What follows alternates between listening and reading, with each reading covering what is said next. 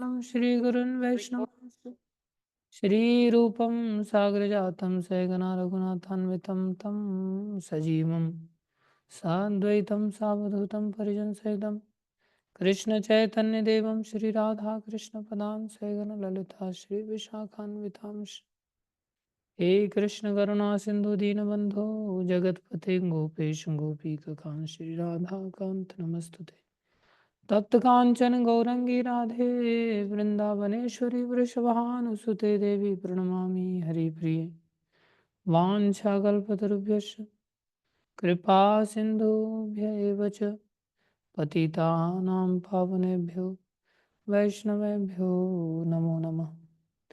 जय श्री कृष्ण चैतन्य प्रभु नित्यानंद श्री अद्वैत गदाधर शिव शादि गौर भक्तवृंद हरे कृष्ण कृष्ण कृष्ण हरे हरे हरे राम राम राम हरे हरे हरे कृष्ण कृष्ण कृष्ण हरे हरे हरे राम राम राम हरे हरे हरे कृष्ण कृष्ण कृष्ण हरे हरे हरे राम राम राम हरे हरे गुरुवे गौरचंद्राय राधिकाय तदालये कृष्णाय कृष्ण भक्ताय तद्भक्ताय नमो नमः।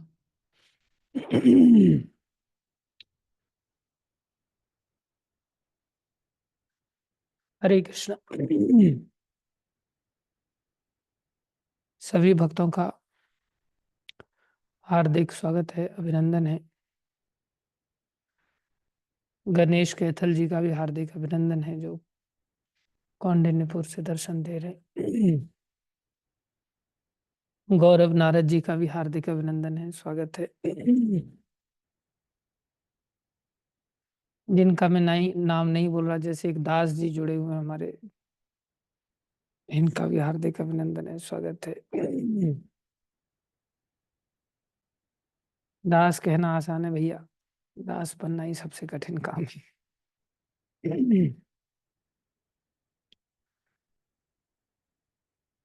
गुरु वैष्णव की दया से हम चैतन्य शिक्षाष्टकम के अंतर्गत चर्चा चल रही है हमारी, जिसमें 4 श्लोकों की हम चर्चा कर चुके हैं। चेतो दर्पण मार्जनम भव महादावाग्नि निर्वापनम श्रेयः कैरव चंद्रिका वितरणम विद्यावधू जीवनम आनंदाम अम्बुधिवर्धनम प्रतिपदम पूर्णामृतास्वादनम सर्वात्मस्नपनम परम विजयते श्री कृष्ण संकीर्तनम। देखो, संसार में किसी व्यक्ति को भगवान की अगर ओर लेकर के जाना है तो ये दोनों बातें समझनी बहुत जरूरी है। एक तो भगवान की प्राप्ति होने पर हमें क्या प्राप्त होगा, और दूसरा संसार की प्राप्ति होने पर हमें क्या प्राप्त होगा। संसार की भयावहता, जहाँ केवल दुख ही मिलने वाला है, वो भी समझना जरूरी है। और भगवान की प्राप्ति से जो आनंद की अनुभूति होगी उसको भी समझना बहुत जरूरी है। तभी हमारा संसार से वैराग्य और कृष्ण से अनुराग होगा। इसलिए चैतन्य महाप्रभु ने जो 8 श्लोक दिए हैं, इसमें सब बातों को बड़ी स्पष्टता के साथ रख दिया। मात्र 8 श्लोकों में ही समस्त शास्त्र प्रवेश करा दिया भगवान ने। इसको कहते हैं सागर को गागर में भर दे। लेकिन हम लोग इतने दुर्भाग्यशाली हैं, कई बार ऐसा लगता है कि इन्हीं श्लोकों को रात दिन ही गुनगुनाते रहो बस, और इन श्लोकों में इतना समुद्र भरा पड़ा है। एक एक शब्द के अंदर अगाध महिमा भरी पड़ी है शास्त्रों की। इन 8 श्लोकों में वो बातें भी हैं जो अन्यत्र कहीं शास्त्रों में नहीं मिलती इतनी स्पष्टता के साथ। इसलिए चैतन्य चरितामृत की अंत लीला के अंतर्गत, इसे अंतिम भाग के अंतर्गत रखा गया है कृष्णदास कविराज गोस्वामी ने, ये तो सार है एक प्रकार से। जैसे समस्त शास्त्रों में हम देखते हैं तो चैतन्य चरितामृत पीएचडी कोर्स कहा जाता है। संसार इसे कैसे समझ पाएगा?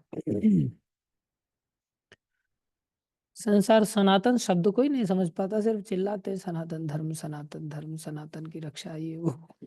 लोगों को जानकारी नहीं है। ये तो महाप्रभु की कृपा से हम लोग प्रभुपा जी के आश्रय में इन सब बातों को सीख पा रहे हैं। प्रभुपा जी कहते हैं आध्यात्मिक जगत में कौन कहता है कि यहाँ कष्ट है? आध्यात्म में तो जो आनंद है ना, वो संसार में कहीं है ही नहीं। इसलिए चैतन्य महाप्रभु ने पहले ही श्लोक में इस बात को खोल दिया, आनंद अम्बुदिवर्धनम प्रतिपदम पूर्ण अमृत आस्वादनम सर्व आत्म स्नपनम परम विजयते श्री कृष्ण संकीर्तनम। ये श्री कृष्ण संकीर्तन की परम विजय हो। वास्तव में संसार में समस्याएं किसी और कारण से नहीं है, समस्याएं हैं श्री कृष्ण संकीर्तन के अभाव के कारण से। संसार में जो कुछ भी कष्ट, जो कुछ भी दुख, या जिन जगहों पर आप देखेंगे कि वहां पर लोग भक्त नहीं बन रहे हैं, आराधना नहीं कर रहे हैं, भक्ति नहीं कर रहे हैं, और व्यर्थ के धर्मों में अपने आप को जोड़ जोड़ करके अपने जीवन को बर्बाद कर रहे हैं, या बाकी धर्मावलंबी उनके ऊपर अपना प्रभाव डाल पा रहे हैं। ऐसा क्यों है? ऐसा इसलिए है कि हम वहां श्री कृष्ण संकीर्तन को फैला नहीं पा रहे। कृष्ण सूर्य सम माया है अंधकार, जहां कृष्ण तहार मायार नहीं अधिकार। कृष्ण तो सूर्य की तरह है, वहां अंधेरा कैसे हो सकता है? इसलिए भक्तों की बहुत बड़ी जिम्मेदारी होती है। सच में भक्तों को रात दिन अपने हृदय में सोचना चाहिए कि हम संसार में इतना प्रचार प्रसार करें, इस श्री कृष्ण संकीर्तन को इतना फैला पाएं कि सारे संसार से ही सारे व्यर्थ के धर्म भाग जाएं। और प्रभुपाद जी ने ये करके दिखाया है। इसलिए हम हृदय में थोड़ा सा विचार करना चाहिए कि संसार में प्रचार प्रसार कैसे होगा। और प्रभुपाद जी ने इसे करके दिखाया तो प्रभुपाद जी कितने चिंतित रहते हैं।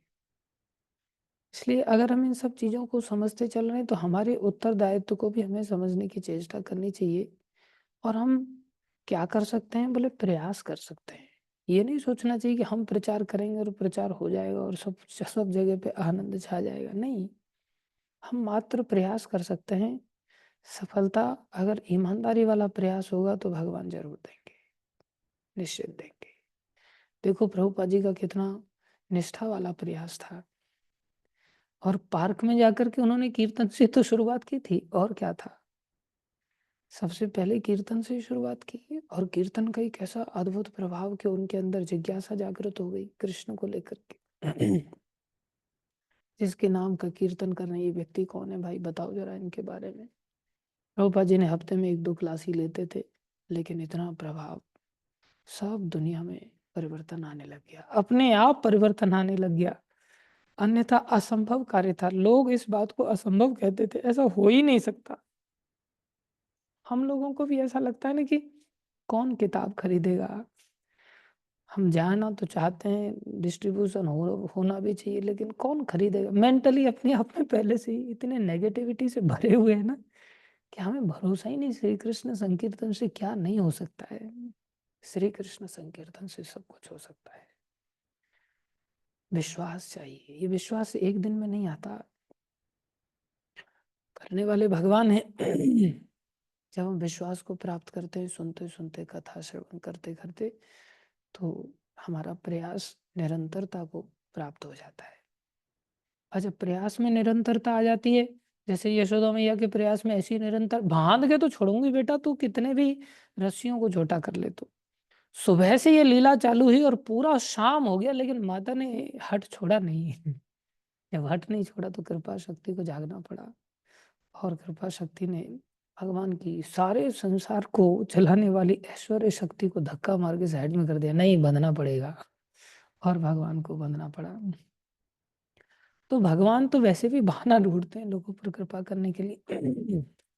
हमें इस सिद्धांत को स्वयं के लिए भी समझना होगा कि भाई मेरे लिए और कोई उपाय नहीं है। महाप्रभु ने ये बात बताई है तो परम विजय थे। इससे कौन सी विजय है जो नहीं हो गई हमारी? जब इसकी परम विजय है तो हमारी भी परम विजय हो जाएगी। ध्यान रहे। तो महाप्रभु ने पहला ही श्लोक में बहुत दोनों ही बातों को स्पष्ट किया, संसारिकता को भी स्पष्ट किया कि चित्त रूपी दर्पण का मार्जन हो जाएगा, जो चित्त गंदा है संसार की संगति से। भव महादावाग्नि का निर्वाण हो जाएगा, जो भव रूपी जंगल में आग लगी है भयानक, जिसको कि चारों तरफ से जब आग लग जाए तो उसका बचने का कोई उपाय नहीं सिवाय बरसात के। तो ये बड़ी घनघोर वर्षा इस नाम संकीर्तन के माध्यम से जब होती है तो जन्म मरण का ये सब चक्र बंद हो जाता है, कल्याण के पुष्प खिल जाते हैं। चाहते हम सब कल्याण हैं, लेकिन पतंगे को पता नहीं है कि आग में जल कर के कल्याण नहीं होने वाला है। लेकिन अग्नि उसको इतनी सुंदर लगती है कि एकदम भागता है और ऐसा लगता है बहुत शीतल है, बहुत ठंडक मिलने वाली है, लेकिन जिंदा बुन जाता है। इसलिए हम प्रिय के चक्कर में फंस जाते हैं। जो प्रिय चीजें हैं ना, हमें बहुत अच्छी लगती हैं, जो हमारा मन करता है, लेकिन हम ये जानते नहीं कि कई बार हम जानते भी हैं कि गलत है, लेकिन मन में प्रियता है उस वस्तु के प्रति, तो हमको लगता कोई नहीं देख रहा है, चलो ना इसको एंजॉय करते हैं। लेकिन वो एंजॉयमेंट ही भारी पड़ जाती है, बाद में मुंह की खानी पड़ती। इसलिए प्रेय का त्याग करना चाहिए, जो हम नहीं कर पाते। लेकिन नाम संकीर्तन हमें श्रेय अपने आप दे देगा, जो हमें पता ही नहीं कि श्रेय होता क्या है। श्रेय के बारे में तो अर्जुन ने पूछा था भगवान से कि प्रभु, यस श्रेय निश्चितम ब्रूहि तन्मे शिष्यस्ते अहम साधि माम त्वाम प्रपन्नम। मैं आपकी शरण में आया हूँ, मुझे नहीं पता है कि मेरे लिए श्रेय क्या है, कल्याण क्या है। तो हमें कैसे पता होगा जब अर्जुन को ही पता नहीं। हम अर्जुन से विद्वान तो हो नहीं गए। कोई कहे मैं बीटेक हो गया हूँ, मैं एमटेक हो गया हूँ, मैं जेड टेक हो गया हूँ। ABCD M से भी आगे जेड टेक भी हो सकता है, कोई A to Z किसी ने पढ़ाई कर ली, कुछ भी कर ले वो, लेकिन पता ही नहीं लोगों को कि हमारा श्रेय किस में है। ये श्रेय कीर्तन अपने आप दे देता है। नाम रूप धाम गुण लीला जन, इनका जब गुणगान किया जाता है तो ये अपने आप ही श्रेय हमें दे देता है। ये संसार के बारे में बताया, विद्या वधु जीवनम, बोले विद्या देने वाला है, विद्या को बचाने वाला है। आज हमारी विद्या नष्ट हो जाती है, घर से जो हमें पीढ़ी दर पीढ़ी जो हमारी भारतीय संस्कृति वैदिक संस्कृति के माध्यम से जो हमें विद्या प्राप्त हुई, उसके जो संस्कार हमें प्राप्त हुए, वो संस्कार जब संसारी स्कूल कॉलेजों में जाते हैं तो नष्ट हो जाते हैं, और हम 9 2 11 बदमाश बन जाते हैं।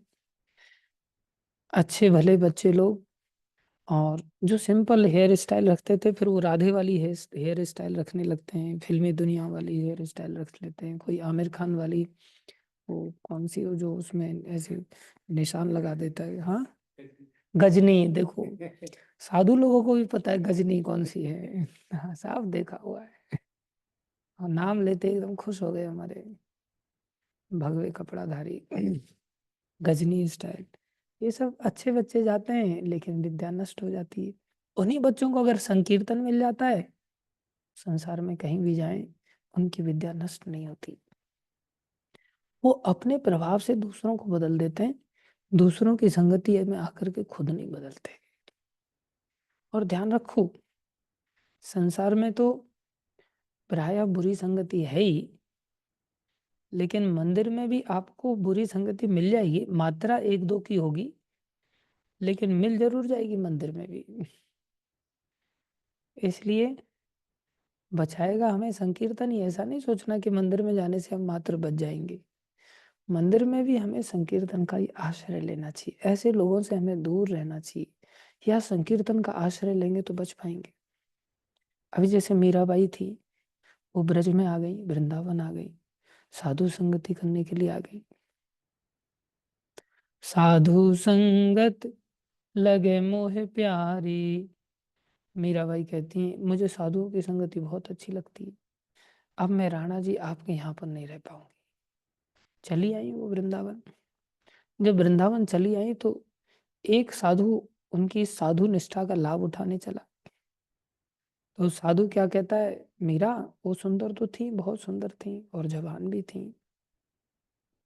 साधु कहता है कि गिरधारी ने मेरे को सपने में आज्ञा दी है कि तुम मेरे पास सो जाओ। तो उसको अकेले में जाकर के उसने ऐसा बोला, भोगी था वो, भोग भोगना चाहता था। मीरा ने तुरंत वहीं चारपाई डाल दी, आ जाओ बोले। बोले अभी नहीं, सबके सामने नहीं, अकेले में बोला है। तो बोले ऐसा तो गिरधारी आदेश नहीं देगा। ये तो तुम्हारा कपट बोल रहा है। तो संसार में ऐसे भी साधु मिल जाएंगे मेरे जैसे, जो इस प्रकार से इकड़म तिकड़म लगा करके सामने वाले व्यक्ति को यूज करना चाहेंगे और दूसरे का भी बर्बाद करना चाहते हैं। इसलिए ऐसे साधुओं से दूर रहना चाहिए, अच्छे साधुओं की संगति करना चाहिए। जैसे हमारे राममूर्ति प्रभु हैं, गोवर्धन में रहते हैं, अच्छे साधु हैं और अपने सानिध्य से सबको कृतार्थ करते हैं। उत्तम मोहन प्रभु हैं, सभी अच्छे भक्त लोग हैं। हमारा राधा मोहन प्रभु हैं यहाँ देहरादून में, ये सभी अच्छे साधु लोग हैं। और भी बहुत सारे साधु लोग हैं, किन किन का नाम लें। और मेरे को छोड़ करके आप सभी साधु लगते हैं मेरे को, चाहे गृहस्थ जीवन में भी है तो भी साधु वृत्ति है। साधु मतलब अच्छी वृत्ति, अच्छी वृत्ति है तो सब साधु हैं। तो हमें सावधान रहना पड़ेगा। तो चैतन्य महाप्रभु हमें क्या समझा रहे हैं? बोले चित्त रूपी दर्पण का मार्जन, भव महादावाग्नि का निर्वापन, कल्याण के फूलों को खिलाने वाला और विद्या को जगाने वाला, ये श्री कृष्ण संकीर्तन है। मंदिर में भी हम श्री कृष्ण संकीर्तन का आश्रय लिए बिना नहीं बच सकते, ये ध्यान देने वाली बात है। आनंदम अम्बुदिवर्धनम प्रतिपदम पूर्ण अमृतास्वादनम सर्व आत्मस्नपनम, ये 3 फल सिद्धों के लिए हैं, जो कि आनंद की शुरुआत पूर्ण अमृत के रूप में और सबको तृप्त करने वाली। पहले श्लोक की हम बारंबार इस प्रकार से चर्चा करते ही रहते हैं। दूसरा श्लोक सबके लिए सुलभ है, ये हरिनाम संकीर्तन। नाम नामकारी बहुधा निज सर्वशक्ति तत्र अर्पिता नियमित स्मरणेन कालः, एतादृशी तव कृपा भगवन् ममापि दुर्दैव मयि दर्शि में हाजनी न अनुरागा।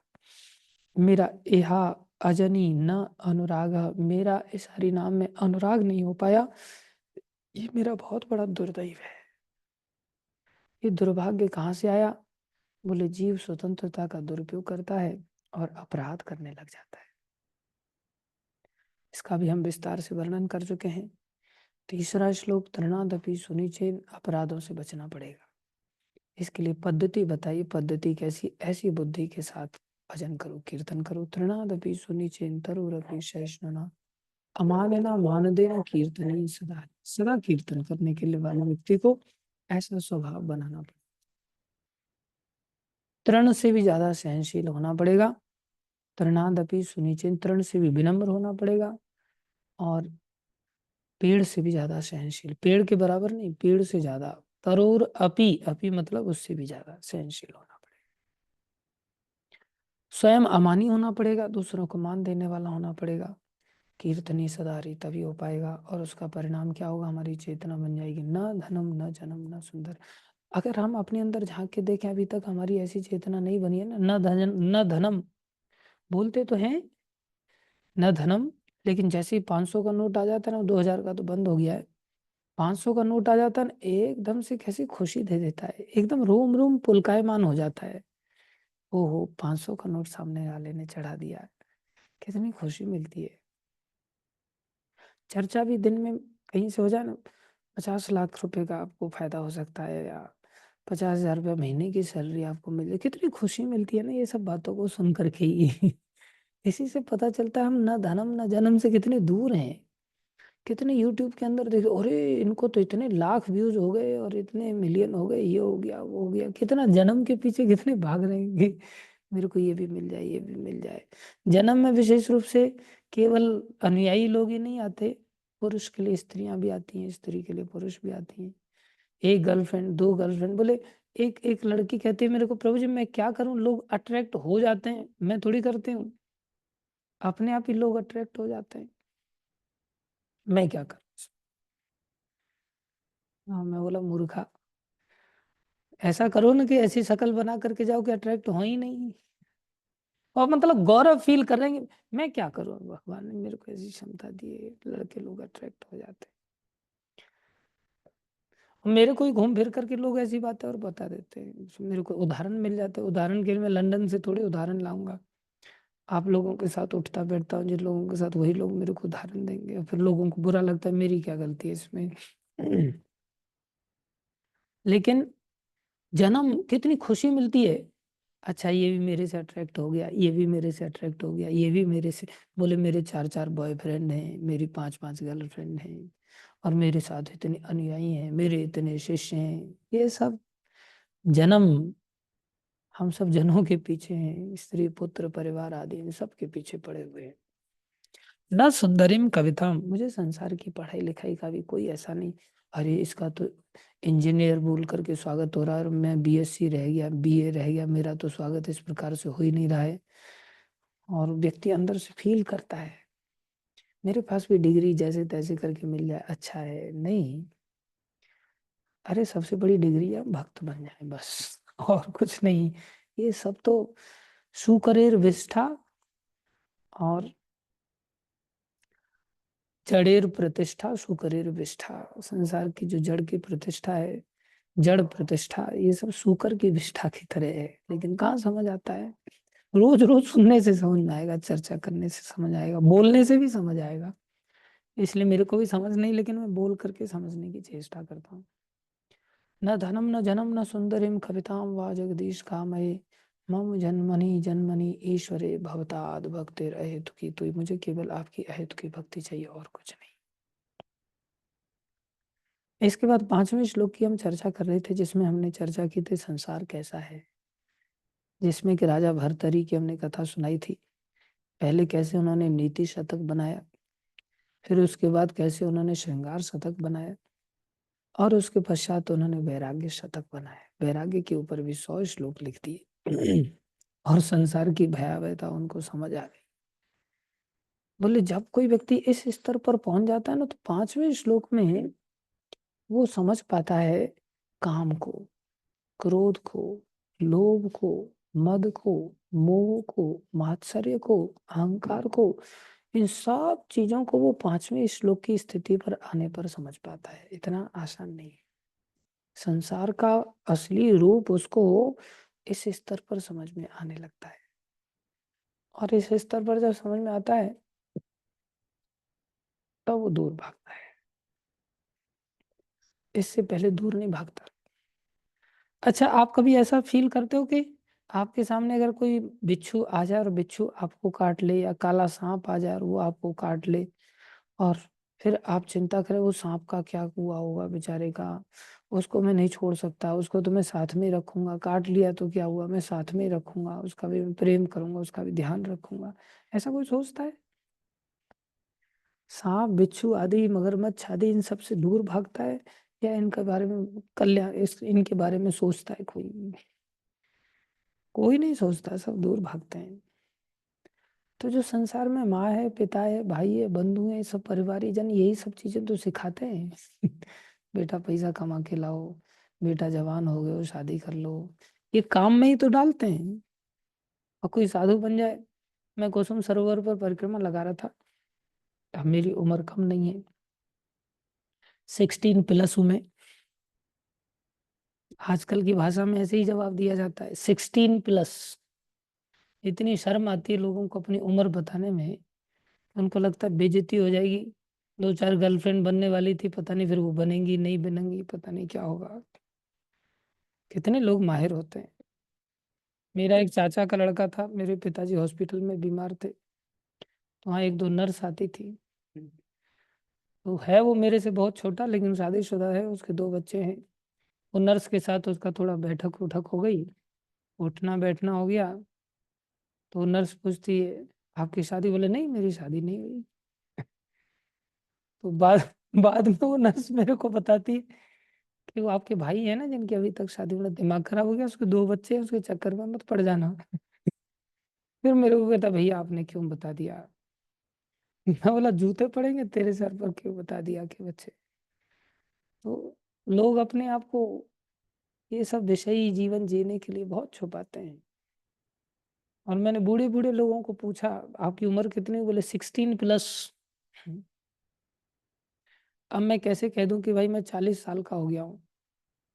कितनी ज़्यादा उम्र हो गई है, जीवन बचा ही कितना है, थोड़ा सा बचा है। तो मैं कुसुम सरोवर परिक्रमा लगा रहा था, वो भी भक्त लोग पीछे पड़े थे, तो कुसुम सरोवर नहीं, नारद कुंड में परिक्रमा लगा रहा था, काफी बड़ा वहां पर अच्छा एरिया है, शांत एरिया है। वहां पर बूढ़ी बूढ़ी 8-10 माताएं राजस्थान की ओर से, पता नहीं दिल्ली से कहाँ से आकर के बैठी हुई थी, और मेरे को देख करके कहती, ये देखो ऐसे ऐसे मलूक छोरा, ऐसे ऐसे सुंदर लड़के लोग, ये लोग साधु बन गए। अरे इनको तो बटुआ सी बहू लानी चाहिए थी, इनको तो शादी करनी चाहिए। ऐसे लोग देखो कितना सुंदर है ये, देखो। और इतनी जवानी में ही बस ये घूम रहा है यहाँ पर, नारद कुंड के चक्कर लगा रहा है। अरे ससुराल जाता, वहाँ मिठाई वगैरह खाता, ब्याह के पत्नी को लाता, मतलब लेना नहीं देना नहीं उस व्यक्ति, उस उन माताओं के साथ, फिर भी सब चर्चाएं ऐसी कर रही हैं कि नहीं नहीं इनको शादी कर लेनी चाहिए, अभी भी कुछ बिगड़ा नहीं है, तो बोले इनको शादी कर लेनी चाहिए। कैसे कैसे लोग संसार में, तो ये सब काम में ही तो धकेलते हैं। लेकिन हमें ये सब संसारी अच्छे लगते हैं, ऐसा लगता है कितने शुभ चिंतक है, मेरे बारे में कितना भला सोच रहे हैं, कितना अच्छा सोच रहे हैं। जो कि ये सर्प से भी ज्यादा खतरनाक है, क्योंकि सर्प तो एक बार खाता है और एक बार ही मारता है, बारंबार तो नहीं मारता। लेकिन ये काम ऐसा सर्प है कि अनेक जन्मों तक मारता रहता है जीव को, इसी की वजह से जीव मरता है। इसका दूसरा नाम ही मार है। लेकिन ये काम के बारे में कोई चर्चा करता है तो हमें अच्छा लगता है, चर्चा करने वाले अच्छे लगते हैं, तो वो तो काम के ही सहपाठी हुए ना। वो तो सांप क्या, वो तो काले नाग हुए, भयानक वाले, साधारण नाग नहीं। लेकिन वो सब अच्छे लगते हैं। ऐसा नहीं सोचना चाहिए, इन लोगों से थोड़ा सा दूरी बनानी चाहिए हमें उस प्रकार से। लेकिन संसार की इस वास्तविकता को हम नहीं समझ पाते। जब हमने घर छोड़ा था तो हमारे पिताजी एक महात्मा जी के पास जाते थे, भांडीर वन में वो महात्मा जी रहते थे, वो अच्छे महात्मा थे। तो पिताजी हमारे पहुंच गए तो बड़े दुख को रोने लग गए कि ऐसे ऐसे मेरा इकलौता लड़का था और चला गया है, ऐसा है वैसा है, वापस आएगा कि नहीं आएगा ये बताइए महाराज। फिर आए लोग अपने दुखों को साधु लोगों के पास जाते हैं, तो उन्होंने पूछा कि अच्छा ये बताओ कि आपसे बातचीत होती है, बोले हाँ बातचीत तो होती है। तो बातचीत होने पर वो गंभीरता से आपको लेता है, या आपको बात करने के साथ वो हंसता है, या गंभीर मुद्रा में रहता है आपके साथ बात करने पे। बोले वो गंभीर तो नहीं रहता, हंसता रहता है, बस मेरी बात सुनता रहो, हंस जाता है, ना हाँ बोलता है ना ना बोलता, कुछ बोलता ही नहीं। फिर वो महाराज कहते हैं फिर वो नहीं आएगा, क्योंकि वो आपको महत्व ही नहीं दे रहा, वो तो हंस रहा है बस। वास्तव में किसी को भी महत्व देने की आवश्यकता नहीं। ये बात मैं इसलिए बता रहा हूँ कि आप लोगों में हंसना सीख जाएं, कि संसार में परिवार आदि ये सब चीजों में बहुत ज्यादा ऐसा, जैसे हमारे हिमांशु गोस्वामी जी हंस रहे हैं अभी, सीख रहे हैं आप लोग, अच्छी बात है, महेश प्रभु हंस रहे हैं। संसार को लेकर के हमें सीखना चाहिए कि अब या तो हंस जाओ या दूर भागो। ऐसा कैसे सोच सकते हो कि ये सांप हमारा भला करेगा? बोले जब संसार में माता पिता भाई बंधु सखा आदि जब व्यक्ति को सांप और बिच्छू की तरह नजर आने लग जाए, तब समझ आना चाहिए कि हाँ इसको थोड़ा सा संसार की वास्तविकता का ज्ञान हो गया है, और उनको लेकर के वैसी चिंता नहीं करेगा कि क्या हो रहा होगा क्या नहीं हो रहा होगा। हाँ वो भी हमें इस संसार में लाने के लिए निमित्त बने हैं, उनकी वजह से हमें ये शरीर प्राप्त हुआ है, तो हम उनके ऋणी जरूर हैं। लेकिन उनके ऋण को हम संसारी प्रयास से नहीं चुका सकते, वो ऋण बढ़ेगा। किस प्रयास से चुका सकते? भक्ति करके चुका सकते हैं, उनका भी उद्धार हो जाएगा, वो भी भगवत धाम को जाएंगे। जैसे ध्रुव जी ने अपनी माँ के बारे में सोचा था, और उनकी माँ पहले वैकुंठ चली गई विमान में बैठ करके। तो माता पिता के भले के लिए सोचा जा सकता है, कल्याण के लिए सोचा जा सकता है, लेकिन मर के कैसे सोचेंगे? जिंदे रहना पड़ेगा ना।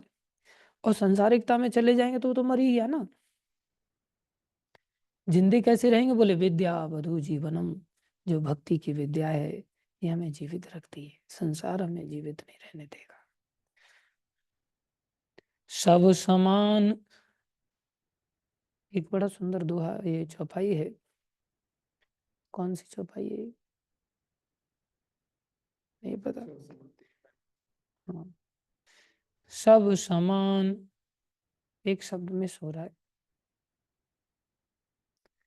जिन हरि भगत हृदय नहीं आनी सब समान। हाँ, ते प्राणी कुछ ऐसा शब्द है।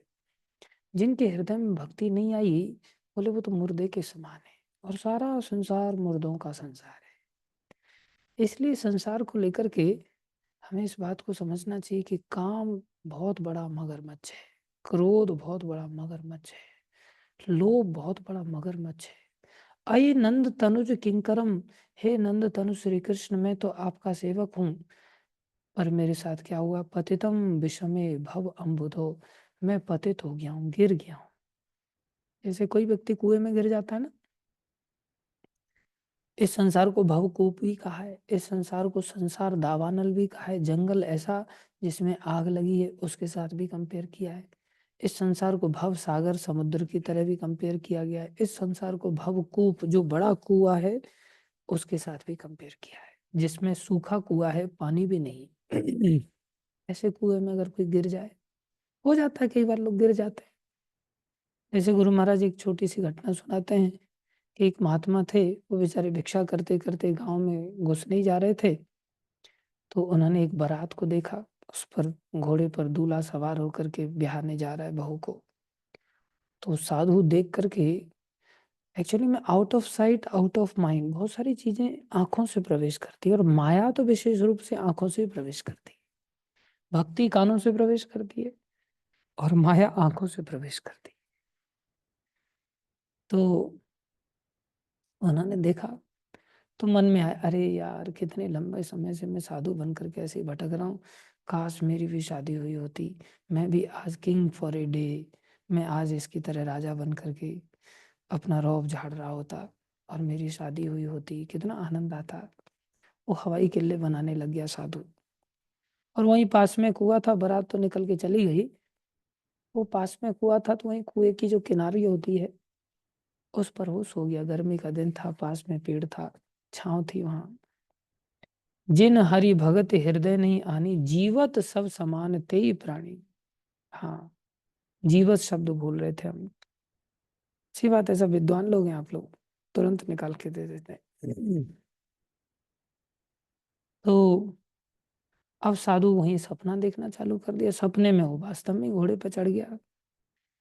अब घोड़े पर चढ़ गया तो इतना ही नहीं, उसका पत्नी भी आ गई और बच्चे भी हो गए।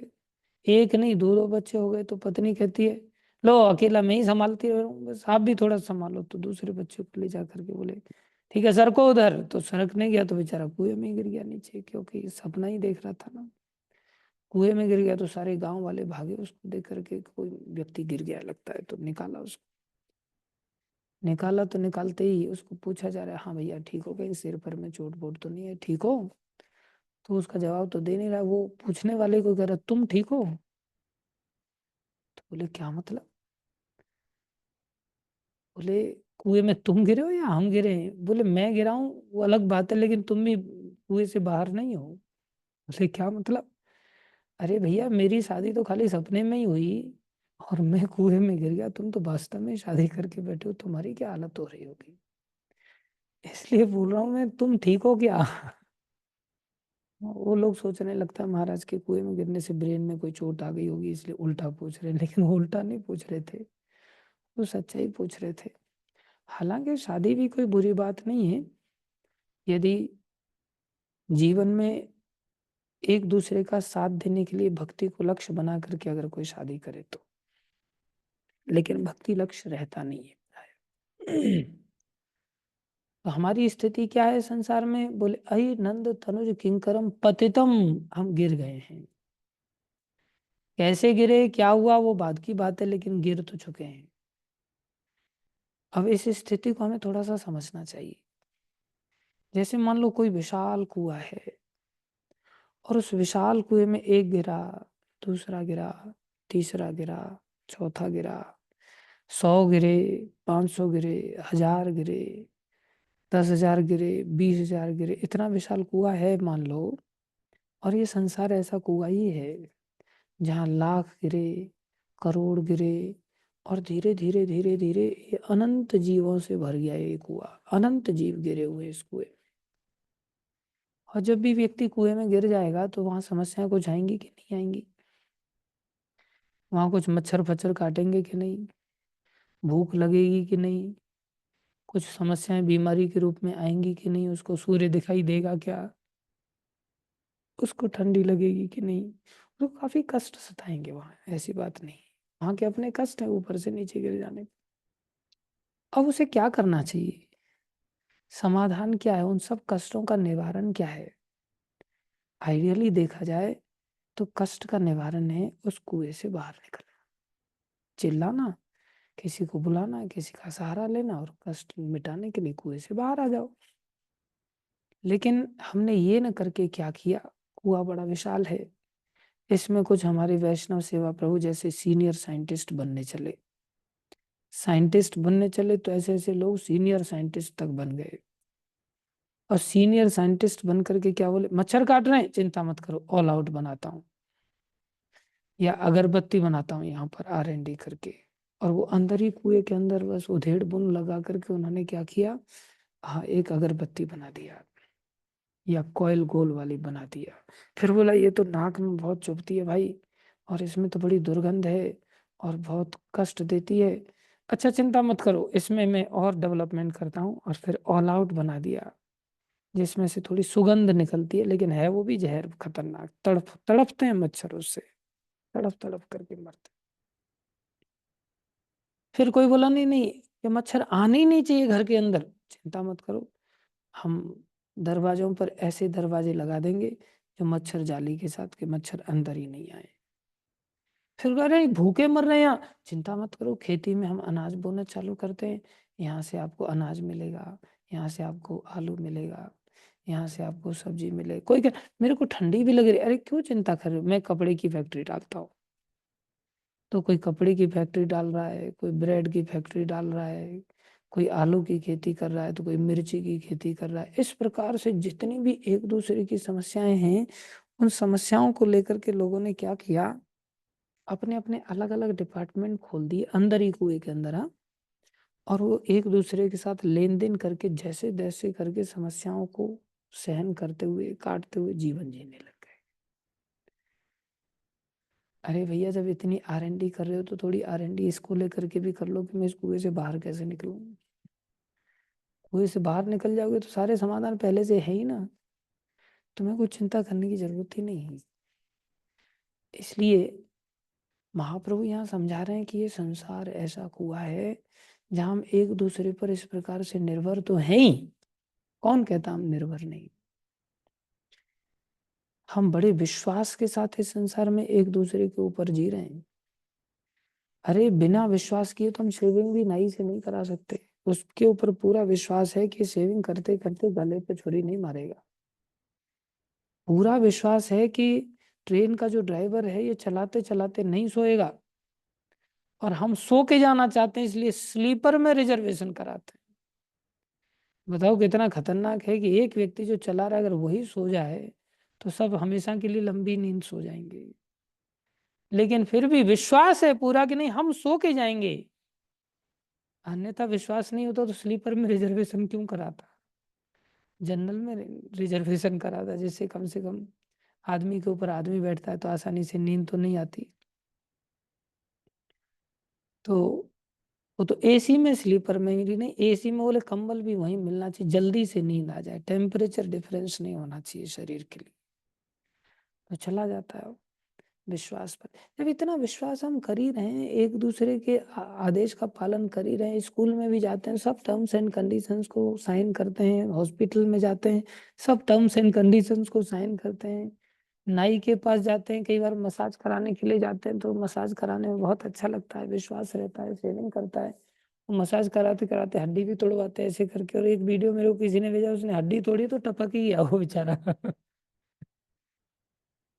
हड्डी कुछ ज्यादा ही तोड़ दी उसने।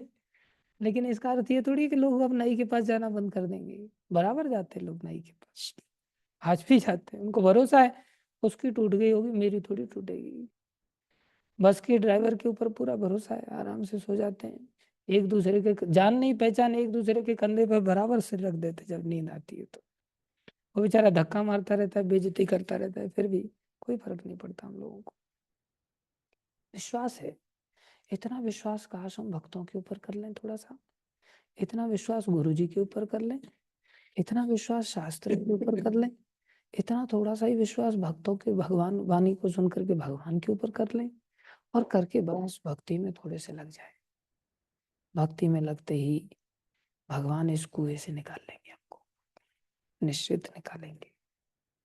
भगवान तो बहाना ढूंढते हैं हमें निकालने के लिए, लेकिन जब हम निकलना ही नहीं चाहेंगे तो कौन निकालेगा भाई।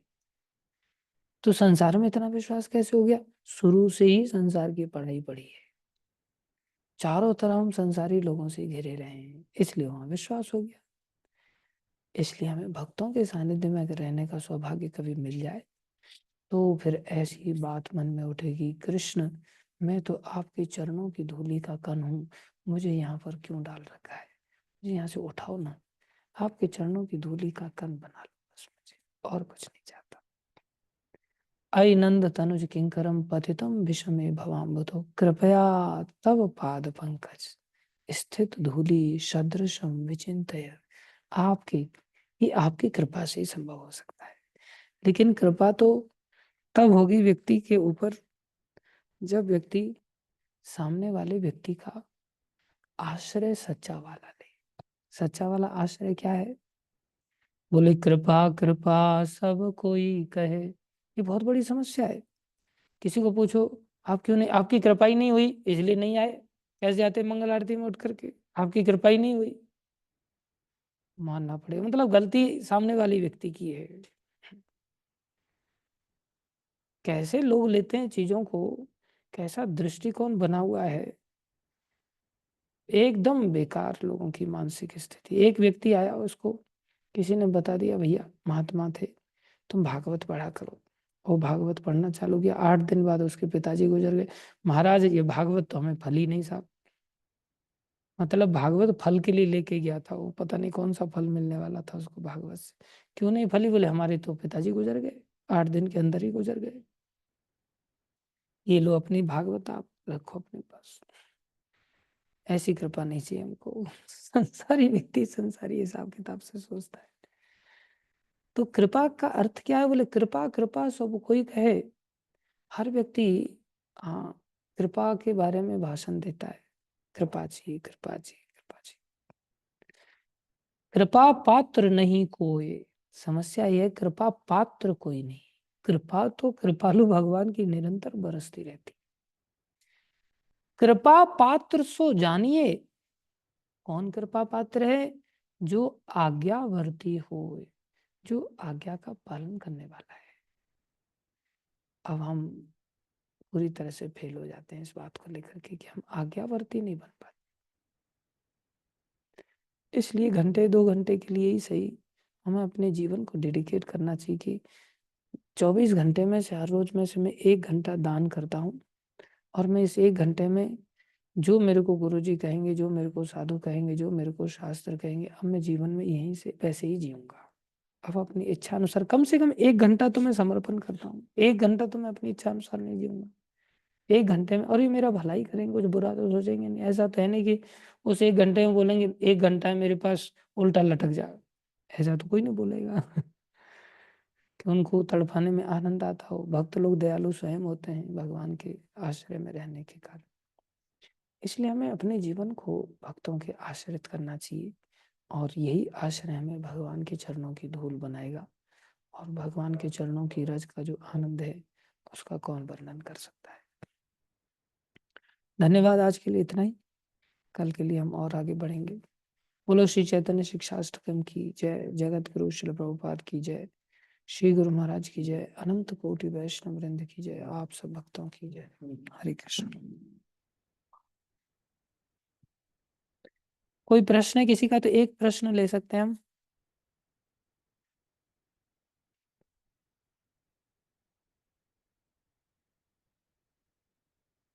एक प्रश्न ले सकते हैं अगर कोई पूछना चाहे तो। अच्छा, बहुत सारे लोगों ने हाथ खड़ा कर दिया है। हाँ, तो पहले किसने खड़ा किया था? मैं देख नहीं पाया था। राम गुप्ता। अच्छा अच्छा, राम गुप्ता माता जी। नाम इनका राम गुप्ता पुरुषों वाला है, लेकिन है ये माता अच्छा। जी। हरे कृष्ण प्रभु जी, वो मेरे हरे पिताजी कृष्ण। का नाम है। अच्छा, पिताजी का नाम है। हाँ हाँ, उनका नाम राम नारायण है। अच्छा अच्छा अच्छा, आपका नाम क्या है? मेरा नाम स्तुति गुप्ता है। अच्छा, स्तुति गुप्ता है, चलो ठीक है। बोलिए स्तुति माता जी।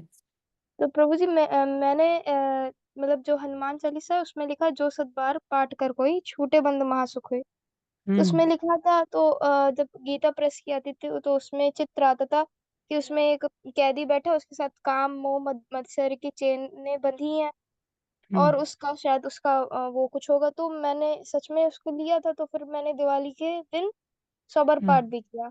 पर मेरे साथ हम्म। तो कुछ नहीं हुआ, मेरे साथ नहीं कोई बंधन छूटे। हम्म। अब ये तो हनुमान जी से पूछना पड़ेगा, आपने क्यों नहीं बंधन छोड़े भैया? 100 बार पाठ करने पर भी बंधन नहीं छूट रहे। देखो, बहुत सारी चीजें होती है। पहले आदमी को थोड़ा सा ही बोला जाता है। अब जैसे कोई डॉक्टर के पास जाता है तो काफी कुछ डायग्नोस हो जाता है चीजों को, और डायग्नोस करने में भी उसको काफी मशक्कत करनी पड़ती है। लेकिन उसमें सबसे महत्वपूर्ण भाग होता है, वो होता है प्रेस्क्रिप्शन। तो प्रेस्क्रिप्शन को बहुत अच्छी तरह से पालन करना होता है। तो प्रेस्क्रिप्शन को फॉलो करता है, फॉलो करके जाता है, मैंने दवाई ली लेकिन बीमारी ठीक नहीं। फिर वो पूछता है, अच्छा ये बताइए खाया क्या क्या था? फिर वो बताते ये खाया, तो आपको बोले ये नहीं खाना पड़ेगा, थोड़ा और विस्तार से सीखना पड़ेगा, समझना पड़ेगा। तो ऐसे ही प्रेस्क्रिप्शन के साथ साथ बहुत सारे T&C अप्लाइड होते हैं जो बहुत छोटे में लिखे रहते हैं, और हम एकदम से T&C को समझना नहीं चाहते। इसलिए वो टर्म्स एंड कंडीशंस को समझते हुए हमें आगे चलना चाहिए। तो उसमें लिखा हुई है कि श्रद्धा के साथ भी ये सब चीज़ें होनी चाहिए, और श्रद्धा बहुत गहरा विज्ञान है। श्रद्धा को समझने के लिए हमें काफी लंबा कथा श्रवण करना पड़ता है, तब हमारे अंदर वो श्रद्धा आती है। और ऐसा भी नहीं होता कि छूटना नहीं, उसमें छूटता भी है व्यक्ति, लेकिन हमें पता नहीं चलता कि हम पहले कितने बंधे हुए थे और अब हम कितने बंधे हुए हैं। जैसे कोई व्यक्ति किसी ड्रम में से एक गिलास पानी निकाले, तो पानी तो निकला, लेकिन उस ड्रम का पता नहीं चला कि इसमें से एक गिलास पानी निकला भी है। आइडियली पानी निकला, लेकिन पूरी तरह से एहसास नहीं होगा क्योंकि मात्रा इतनी ज्यादा है। हाँ, एक गिलास ही किसी पात्र में भरा हुआ, उसमें से एक गिलास निकालोगे तो पता चल जाएगा। तो बंधन छूटते हैं, लेकिन इतने सशक्त हैं कि 100 बार मात्र से काम नहीं चलेगा। और 100 बार हम बोलते भी हैं, शरीर के स्तर पर कार्य होते भी हैं, लेकिन मन के स्तर पर पाप नष्ट नहीं होते। मन के स्तर के पाप तो सत्संग से ही नष्ट होते हैं। अभी जैसे कितने सारे लोग हैं जो गोवर्धन आदि की, वृंदावन आदि की परिक्रमा लगाते हैं, तो परिक्रमा लगाते हुए भी वो इस प्रकार से मन से पाप करते चले जाते हैं कि परिक्रमा में भी देखते हैं लड़कियां किधर जा रही हैं, या लड़कियां देखती हैं लड़के किधर जा रहे हैं, और फिर उनको मन से आकर्षित होकर के उनके आगे पीछे घूमते हुए परिक्रमा लगाते हैं। तो शरीर के पाप तो कट रहे हैं परिक्रमा लगाने से, लेकिन मन से पाप चढ़ा रहे हैं। तो सारा खेल मन का है। तो हमें मन के पापों को नष्ट करना है। मन के पाप भयानक ज्यादा होते हैं, वो पाप सत्संग से नष्ट होते हैं। वहां से हमारी श्रद्धा का उदय होता है, धीरे धीरे नष्ट होते हैं। अभी एक व्यक्ति है जो हनुमान चालीसा को एकदम रो रो करके पढ़ रहा है, और एक व्यक्ति है जो फॉर्मेलिटी के रूप में पढ़ रहा है। तो दोनों की श्रद्धा में अंतर है ना, तो उसके अनुसार उनके फल में भी अंतर होगा। तो हम 100 बार पढ़ने के लिए इसलिए बोला जा रहा है कि भाई इधर उधर का समय नष्ट ना करके कम से कम इसी को बार बार पढ़ेंगे, तो हमारे जीवन में बहुत सारी शिक्षाएं उसमें से पता चलेंगी। हनुमान चालीसा में से भी बहुत सारी शिक्षाएं हमें प्राप्त हो जाएंगी। राम रसायन तुम्हारे पासा, सदा रहो रघुपति के दासा। आपके पास तो राम नाम का रसायन है। तो ये सब शिक्षाएं हम पढ़ेंगे धीरे धीरे, तो रास्ता तो यहीं से खुल गया ना। तो पता चलेगा ये औषधि है, सदा रघुनाथ जी के दास बन के रहो तो एक दिन छूट जाएगा। तो थोड़ा समय लगेगा, चिंता की बात नहीं। अब जैसे कोई व्यक्ति हम लोगों को मिलता है तो हम पहले क्या करते हैं उसको, 2 माला करो बेटा, 2 माला करोगे या 1 माला चालू कर दो, भगवान मिल जाएंगे, ऐसा ही बोलते हैं ना। फिर वो 1 माला करते करते महीना बीत जाता, फिर 1 माला से क्या होगा, 4 माला तो कर। और फिर 4 माला करने लगता है, बोले आधे तो पहुँच जा, 8 तक तो पहुँच जा। फिर ऐसे करते उसे 16 माला तक लेकर के आते हैं। और फिर 16 माला वाला सोचता है अब तो भगवान मिल ही जाएँगे। फिर उसको बोला भैया मंगल आरती भी करनी होती है। फिर वो मंगल आरती करता है, फिर वो 16 माला रात के 10 बजे तक करता है, बोले फिर भी कुछ नहीं हो रहा। होगा भैया, लेकिन 16 माला सुबह करो, अभी रात को ही नहीं, सुबह-सुबह ही खत्म कर लो। तब वो सब चीज़ों में अपने जीवन में परिवर्तन अनुभव करता है, ऐसी बात नहीं अनुभव करता है। उसको बोल दो फिर अचानक से आप 16 माला जो सुबह तक करने लग जाए, उसको बोल दो छोड़ दे अब तू अचानक से, देखो वो छोड़ के दिखा दे। क्योंकि उसके अंदर उस प्रकार का आनंद का अनुभव हो चुका है। लेकिन एक दिन में अगर पहले ही उसको बोल देंगे तो फिर तो कुछ भी नहीं कर पाएगा। फिर धीरे-धीरे उसको बोला जाएगा, बेटा ठीक है तुम चप्पू चला रहे हो, नाव में बैठे हुए हो, बोले अभी भी भगवान के दर्शन नहीं हुए, तो अब उसके लिए बोले नाव में से एंकर निकालना पड़ेगा जो तुमने किनारे पे लगा रखा है, अर्थात घर-बार छोड़ना पड़ेगा तेरे को। तब फिर वो घर-बार छोड़ कर के भी आता है, फिर वो अभी भी नहीं मिल रहे, ऐसे कैसे मिलेंगे? मंदिर में भी तुम मनमाने ढंग से भक्ति कर रहे हो। मंदिर में तुम्हें आश्रय के साथ भक्ति करनी पड़ेगी, तो थोड़ा रास्ता लंबा है। समझ रहे हैं स्तुति माता? आपको स्तुति करनी पड़ेगी, आपको नाम सार्थक करना पड़ेगा। अब धीरे-धीरे सब कुछ होगा। जी प्रभु जी। धन्यवाद। हरे कृष्णा। हरे कृष्णा, हरे कृष्णा। Thank you. प्रियंका माता आप सुबह दिखाई नहीं देते, और फिर मैं श्लोक पूछूंगा तो फिर आप कहोगे आज ही जुड़ी में। सुबह उठ करके जुड़ना चाहिए आपको रोज। हाँ, अच्छी बात है। और श्लोक याद कर लेना, हो सकता है मैं कल ही पूछ लूँ। ठीक है। और भी माताएं भक्त लोग जो भी हैं जिनको इस श्लोक के बारे में जानकारी नहीं है, सब लोग याद करके आना कल के दिन। Thank you. श्रील प्रभुपाद की जय, श्री गुरु महाराज की जय, अनंत कोटि वैष्णव वृंद की जय, आप सब भक्तों की जय। हरे कृष्ण।